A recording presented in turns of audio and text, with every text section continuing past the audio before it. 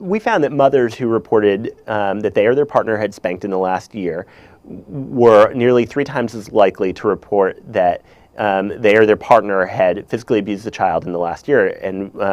we defined physical abuse as parents who reported beating, burning, shaking a child less than 2, kicking a child, or hitting a child with an object elsewhere than on the buttocks in the last year.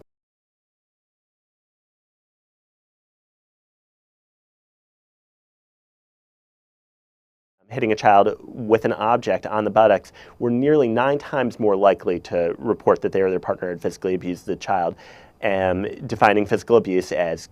beating, burning, shaking a child less than 2, kicking a child, or hitting a child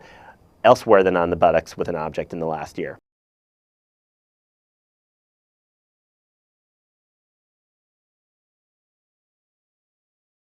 Lastly, we looked at the frequency of spanking and the association with physical abuse, and we found that with increases in parent-reported spanking, there were increases in the likelihood of reporting physical abuse, such that parents who reported collectively that they or their partner had spanked 0 times in the last year reported physical abuse at rates of about 2%, and parents who reported that they or their partner had spanked 50 or more times in the last year were 12% likely to report physical abuse in the last year.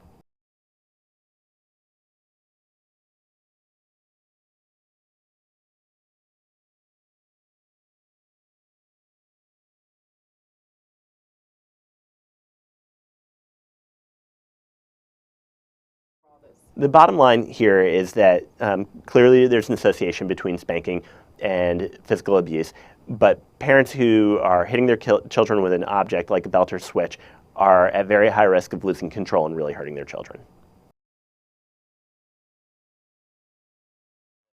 If you're only spanking, it's not going to take long before your kid doesn't care if they're spanked. That's a phenomenon known as extinction, and you need something else. And if that something else is to take out the belt, then I'm not here to say that that's always wrong,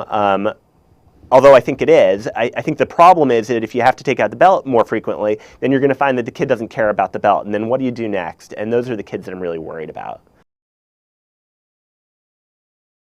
We've seen now 19 countries, mostly in Europe, that have completely banned corporal punishment on children. And I don't think we're ready to have quite that debate in this country, but we may be ready to start talking about the use of instruments for hitting children.